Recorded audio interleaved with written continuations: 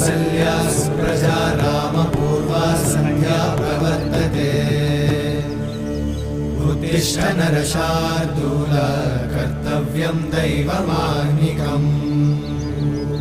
उत्तिष्ठोत्तिष्ठ गोविन्द उत्तिष्ठ गरुडध्वज उत्तिष्ठ कमलाकान्त त्रैलोक्यं मङ्गलं कुरु उत्तिष्ठोत्तिष्ठ गोविन्द उत्तिष्ठ गरुडध्वज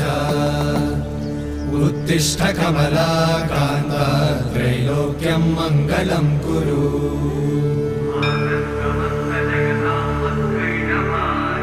मातः समस्त जगतां मधुकैटभारे वक्षो विहारिणि मनोहर दिव्यमूर्ते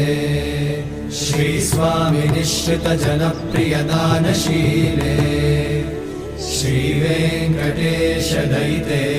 तव सुप्रभातम् तव सुप्रभातमरविन्दलोचने भवतु प्रसन्नमुखचन्द्रमण्डले विधिशङ्करेन्द्रवनिताभिरर्चिते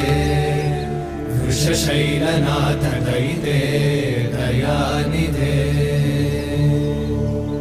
अत्यादि सप्त ऋषयः समुपास्य सन्ध्या